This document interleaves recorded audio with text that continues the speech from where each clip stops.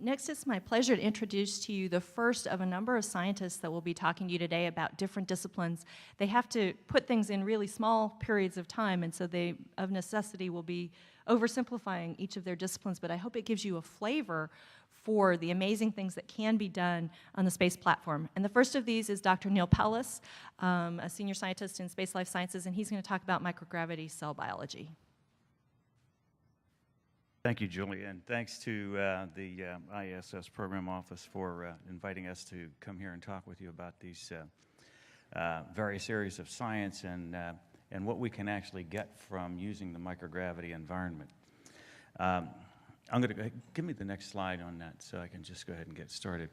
It's an interesting thing looking at life sciences in general. And you can pick your favorite life. I don't care if it's the plant you really enjoy that you look at on your desk, or if it's your favorite bacteria or your pet at home. The truth is in red here, okay, that of all the things that life has had to deal with and adapt to during the entire evolutionary process, okay, it has never had to adapt to a diminution in gravity. And by virtue of that, that has been accepted in life as a constant. And I defy you to find, you know, a cell biology textbook that has an equation in it that's got G in one of the components. Because we've already just assumed it's de facto. So because of that, it is a very provocative thought that as we transition life off of this planet and into other environments where the gravity is either very, very minuscule, it's either microgravity or it's hypogravity, if you will, on one of the other planetary surfaces. We're going to see life go through an adaptation process it's not pre-programmed to do. You were programmed, and from bacteria all the way up to the cells in your vascular compartment, they all have mechanisms to adjust to changes in forces like hydrodynamic shear. They do not have a pre-programmed set to adapt to these kinds of environments. So for that reason, it makes it extremely provocative to go to the environment we now treasure as the laboratory in the ISS. So can I have the next one, please? Some unique aspects that we need to just reconsider with regard to microgravity. Obviously, in microgravity, nothing sediments. And when you're looking, you know, when we're doing cell culture on the ground, that sedimentation process is critically important to the whole venue as to how we operate cell culture on the ground. You lose gravity-driven convection, virtually almost no hydrodynamic shear unless you invoke it yourself. The other thing that we hadn't considered for a lot of years is that you lose the hydrostatic pressure gradient. Well, you know, in a petri dish that's this thick, who cares? I mean, how much gradient can there be? But in actuality, we're now finding that there are sensory systems in these cells that are well within the piconewton range to femtonewton range that would be from the top of that vessel to the bottom, or from one side of the cell to the other, for that matter. So hydrostatic pressure gradients are going to require a lot more consideration. Mass transfer of nutrients and waste products. What happens here is because of the loss of convection that things can assimilate molecules from their environment based on fixed law, okay? The rate of diffusion. Right? And for some living systems, that's not enough. And so some living systems may not survive. Or if they do adapt, we're going to see unique mechanisms by which they've been able to render themselves capable of surviving an environment that they weren't actually designed to be in. So next one, please. When you look at this, this is just a lot of this is the very theoretical slide type stuff, but this is your favorite vessel for a slide for cells, and that's not a poached egg in there or anything. That's a stylistic cell that I'd created. But with those things that we talked about before, you'd predict they'd become anoxic. But in fact, most of the cells we take to space don't die. Okay, so there may be mechanisms like non-gravity-driven convections, like Marangoni forces, surface tension-driven convection, that we never knew played a role. with regard to sustaining any kind of life. So that's an opportunity to make that observation and see how life manages that. Next, please. So it generates for us a number of questions. These are the kinds of questions you can ask of life and ask of life science when you manipulate the gravitational vector. What's the basis of the response to microgravity? Cells have a gravimeter in them, right? Or are they responding to environmental changes that were induced by gravity, those changes that we just listed before? And how's the response different in cells that are bounded by a pliable cell membrane, like animal cells, versus plant cells or microbial cells, which are very, very rigid? How much G do you need to get normal function? What's the relationship? We'll talk about that. And how does microgravity change the cell response thresholds to other stimuli? If you're in microgravity, are you more sensitive or less sensitive to radiation? No one knows. We know that these physical forces have interplay with biochemical processes in cells, and we take advantage of that in chemotherapy of cancer, using isolated lymphofusion and hyperthermia and all kinds of different things that we do. So we know that there's an interplay, but we don't know what the interplay is here. How do the changes in individual cells, this is the same question for cell biology, whether you're doing it in a can out in the backyard or you're doing it in space. How do they relate to the tissue, organ, and even the organismal level? So we have to keep that in mind, that observations we make in cells may be just unique to that system and may not be translatable. Indeed, a number of them I vouchsafe will probably be very translatable. Next, please. So it brings to this important question in space biology that I alluded to before. How much gravity do you need? Well, this is one of these Lions Club type slides. You're looking at your favorite biological response on the ordinate, and the abscissa got logarithmically gravity there. So 10 to the 0 is Earth, okay? And when you look at this, you'll see a cluster of dots there for Earth for a response and what its intensity would be. And then you look down around 10 to the minus 6, you see another cluster. The question is, what's the line look like between them?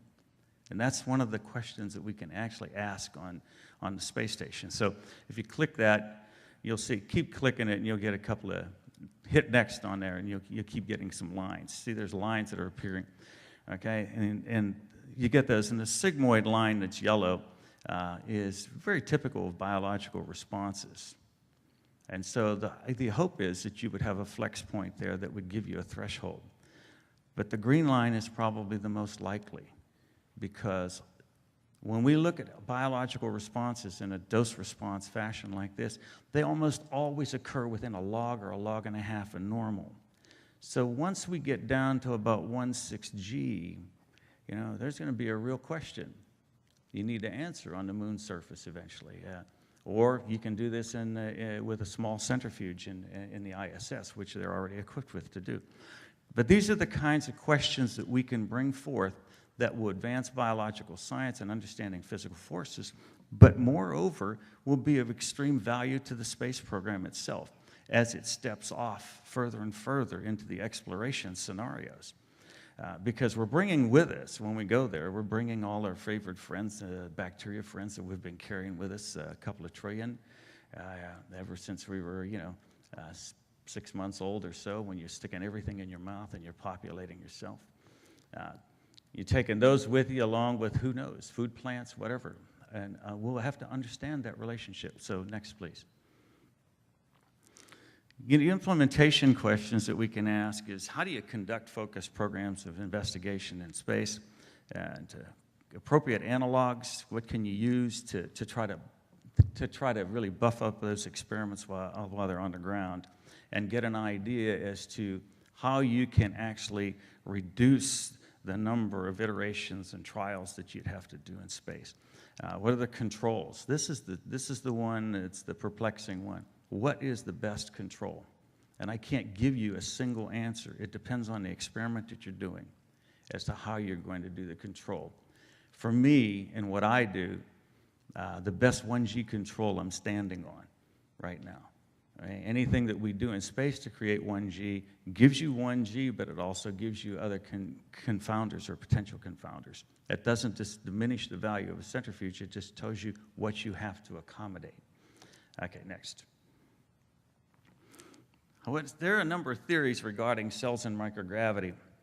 And we had alluded to one, that there are microgravity-induced changes in the environment, and that's what the cell is actually responding to. There's other things that we've observed. Cells tend to decrease their surface area to volume ratio when they go to space. So that means they become spherical. And in that spherical state, it may be the redistribution within the cell that's actually inducing the response, that it's not gravity itself or microgravity doing it. So I can make a cell round on the ground.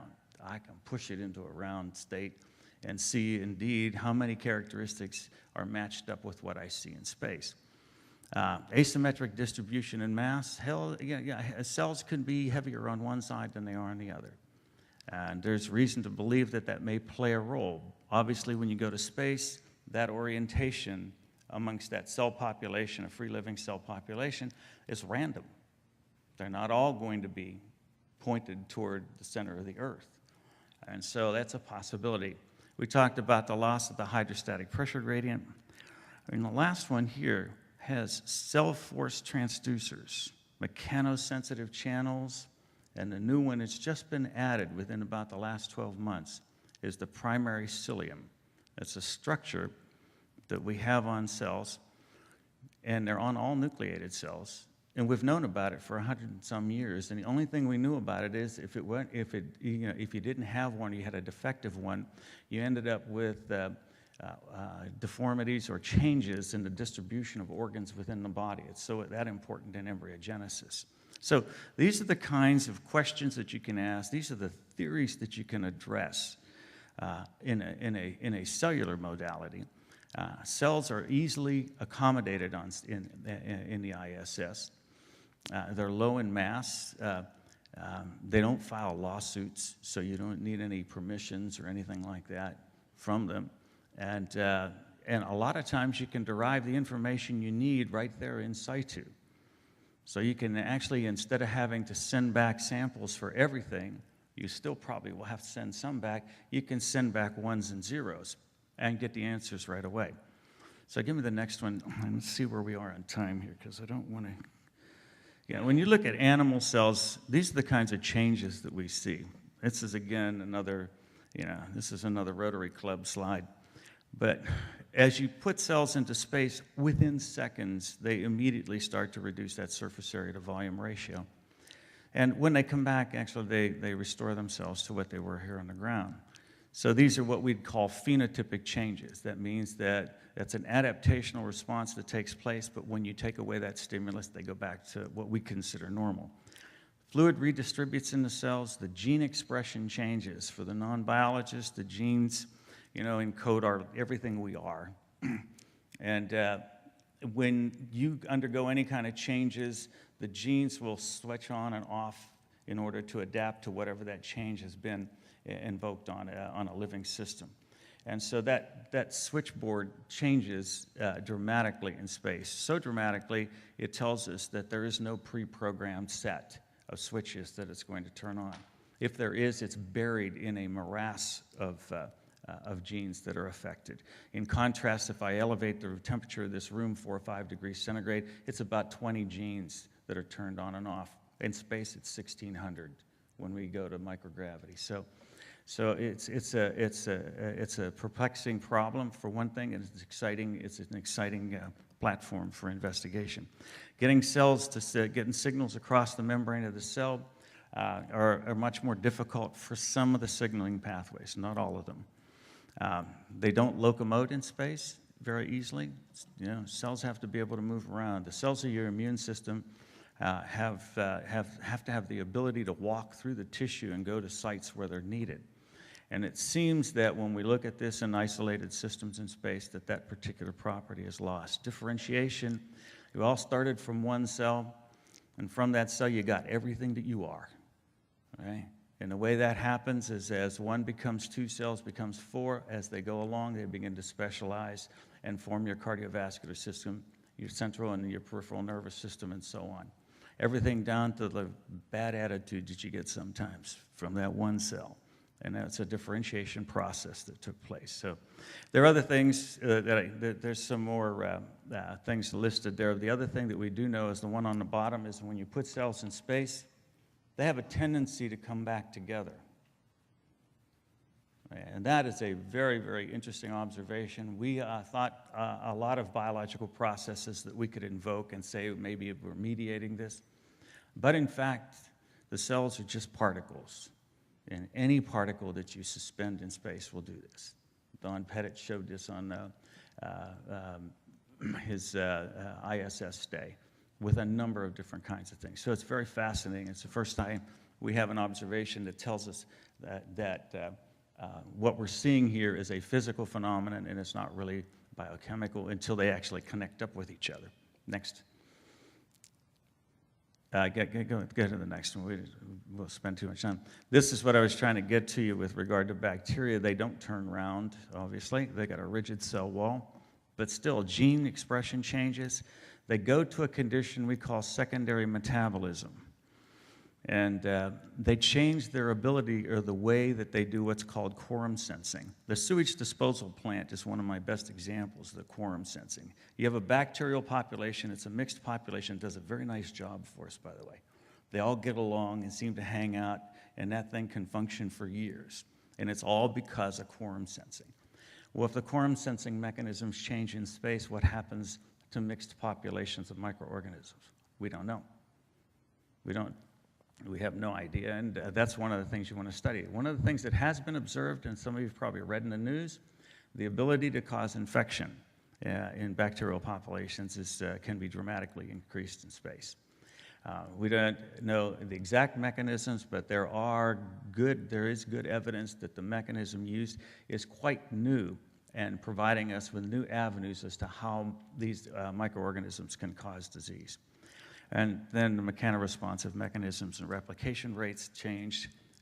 They make films, biofilms, and biofilms may seem innocuous to you, but when they get on the insulation of various types of electrical conduits and things like that, it can be a real problem. Next. All right.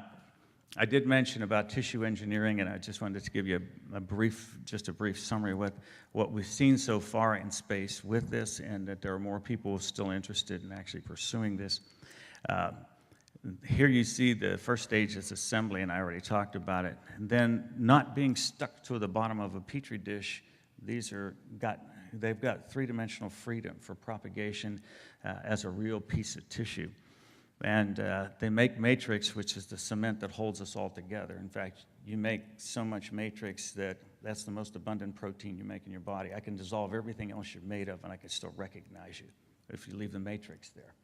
All right, so that's a critically important stage for not only structural, but also for signaling. And differentiation we talked about. And then once tissue gets big enough, you have to have pipes to bring in food and to take away waste. Those are obviously capillaries or microvessels.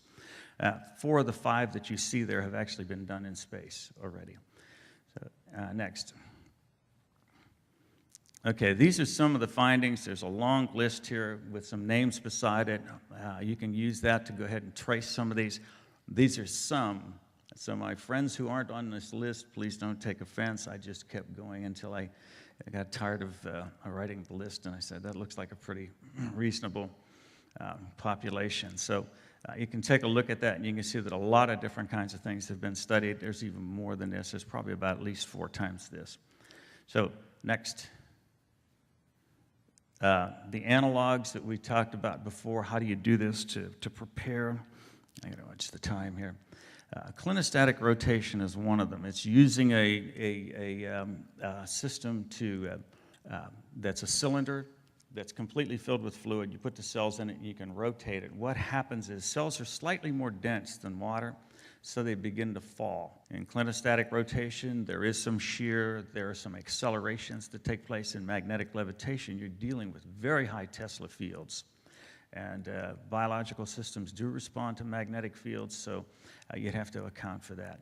Some of the others are neutral buoyancy, and we talked about parabolic flight. Next. I'm going to skip that. That's actually the clinostatic rotating system. You'll have a picture of that. You can follow it. There's a lot of information on it if you just go to Synthecon's website. And so what I want to close with is we have little doubt that cells respond to decreased gravity environments. The mechanism's still basically in the unknown side. Nevertheless, I think that one of the things we can't lose sight of that this is a very, very powerful tool that we can begin to look at these fundamental mechanisms in cells as we had not seen them before.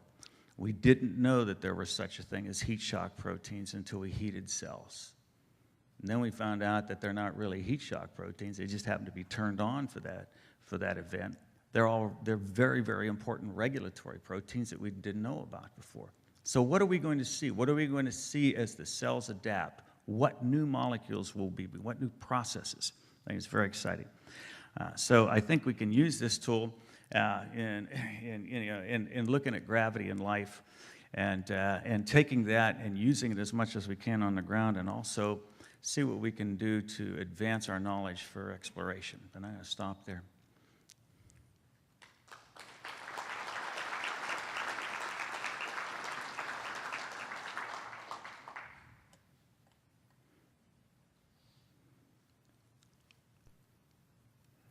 All right.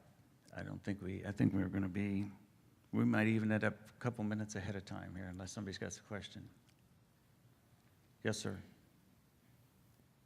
There have been some reports that biological processes that stimulate aging characteristics are accelerated in space. Do you have any further information? The question was that there had been some reports that biological processes leading to aging were accelerated in space, and he wanted to know if we have any evidence on that directly ourselves. And actually, no, we don't. There are actual cell lines that will naturally senesce. What I mean by that is after so many generations, they actually degenerate, and those are the kinds of cells we probably ought to take to space. The station is a grand opportunity for that because you have long increments that you can actually do this. And these cells divide once a day, so in a 100-day increment, I get 100 generations. For bacteria, in a 100-day increment, I get 5,000 generations. Obviously, it's very advantageous to work in cells because to get multiple generations of humans to be able to understand if there's an effect on aging and longevity, it'd be a long time. But the important point here is whether those characteristics of the vegetable are reversible.